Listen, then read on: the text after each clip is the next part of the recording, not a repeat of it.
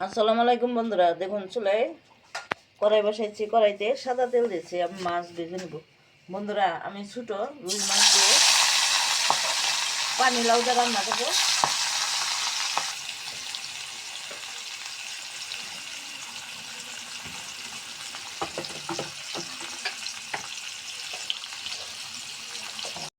মাছগুলো এক পিঠ হয়ে গেছে, আমি এখন উল্টে নেব।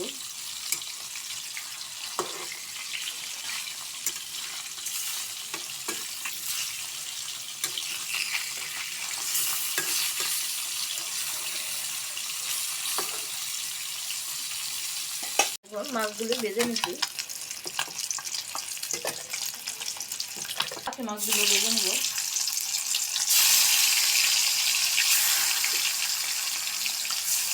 বন্ধুরা দেখুন, আমি সবগুলি মাছ ভেজে নিছি, এখন রান্না করব। বন্ধুরা, তরকারিটা এখন রান্না করে নিব। দেখুন চুলাই তেল পাতিল দিচ্ছি, পাতিলে তেল দিচ্ছি, তেলটা গরম করে নিলাম, সরষের তেল ফেনা উঠে যায়। এখন আমি কিছুটা গোটা জিরে দিয়ে দিলাম। বন্ধুরা, লাউ তরকারিতে গোটা জিরা দিলে দাঁতের খাওয়ার সময় দাঁতের নিচে পড়ে খেতে খুব ভালো লাগে, খুব একটা সুন্দর একটা ফ্লেভার আসে। এখন দিয়ে দেবো পেঁয়াজ কুচি।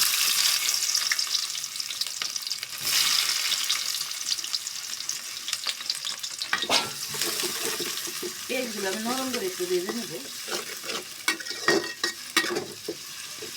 দেখুন, পেঁয়াজগুলো আমি একটু নরম করে ভেজে নিছি। এখন আমি দিয়ে দেবো, আমি আদার মধ্যে পানি দিয়ে দিছি, তখন সরষের তেল দিয়েছি, ফেনা উঠে যায়। দেখুন, আদা পানিটা গুলে নিছি, পানি সময় দিয়ে দিলাম। এখন আমি হলুদের গুঁড়া আর মরিচের গুঁড়া দিয়ে দেবো সামান্য করে। বন্ধুরা, পানি লাউ এবং সবজি তরকারি মশলা যত কম দেবেন তত খেতে ভালো। দেখুন, আমি সামান্য একটু হলুদের গুঁড়া দিলাম,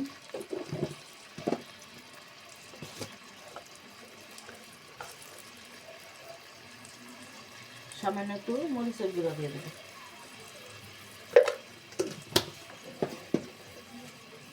আর দিয়ে দেবো কিছুটা কাঁচামরিচ।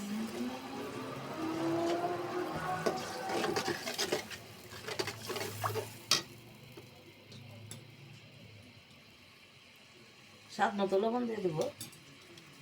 আমি তরকারিতে বেশিরভাগ একেবারেই লবণ দিই, এর জন্য একটু বেশি করে দিই। এখন আমি সুন্দর করে মশলাটা কষিয়ে নেব। বন্ধুরা দেখুন, আমি সুন্দর করে তরকারিটা কষিয়ে নিয়েছি, এখন লাউগুলি দিয়ে দেবো। বন্ধুরা, আমি আরেকটা জিনিস দেখাই। দেখেন, লাউগুলি এভাবে সুন্দর করে ডুম ডুম করে কাটছি। আপনারা চিংড়ি মাছ এবং শোল মাছ এবং টাকি মাছ, এই 3 মাছ দিয়ে যদি লাউ রান্ধেন, বড় পিস করে পাতলা করে কাটবে।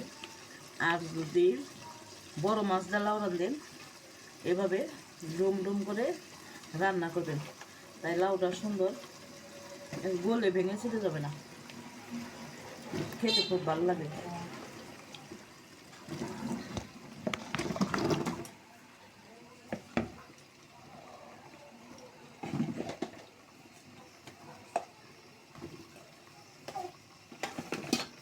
আমি এখন একটু নেড়ে ছেড়ে বাকি লাউটা দিয়ে দেব।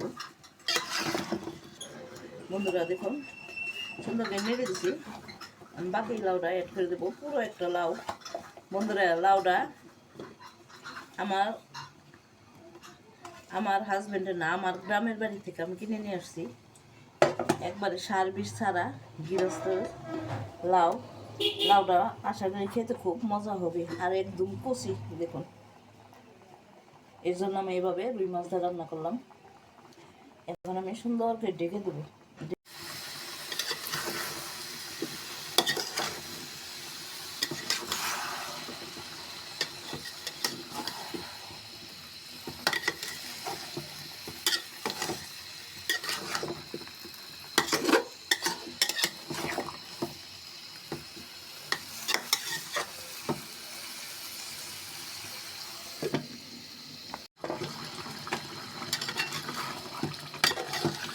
বন্ধুরা দেখুন, আমি লাউটা সুন্দর করে কষিয়ে নিচ্ছি, পানি দিই নেই, তারপর কত পানি উঠে গেছে।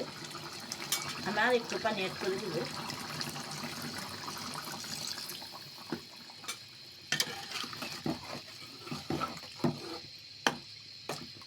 পানিটা ফুটে গেলে আমি মাছগুলি দিয়ে দেবো। বন্ধুরা দেখুন তরকারি ঝোল ফুটে গেছে। এখন আমি সামান্য ধনিয়া পাতা অ্যাড করে দিলাম।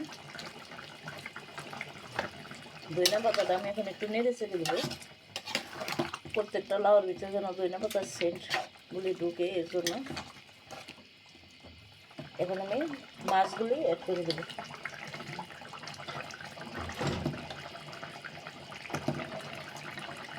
বন্ধুরা এরকম পুচকে রুই মাছ দিয়ে আমার লাউ রান্না যদি আপনাদের কাছে ভালো লেগে থাকে, আমার ইউটিউব চ্যানেলকে সাবস্ক্রাইব করবেন, লাইক দিবেন, কমেন্ট করবেন।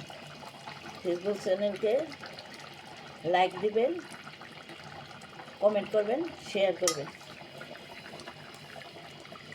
প্লিজ বন্ধুরা, ইদানিং ভিউও কমে গেছে,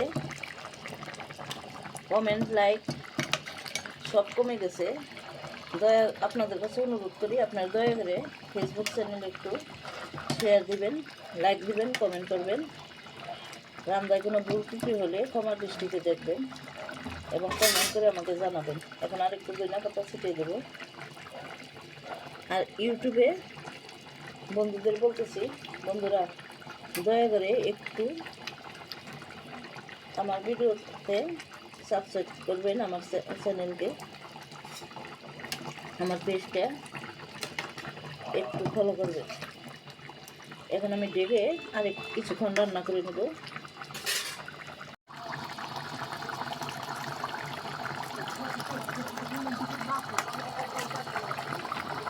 বন্ধুরা তরকারিটা খুবই সুন্দর লাগছে, আমি একটু খেয়ে দেখছি, একদম মধুর মতো হয়েছে। একদম কচি দেশি লাউ দিয়ে রুই মাছ দিয়ে রান্না করে খেয়ে দেবেন, অত্যন্ত স্বাদের তরকারি এটা। আমি এখন নামিয়ে পরিবেশন করব।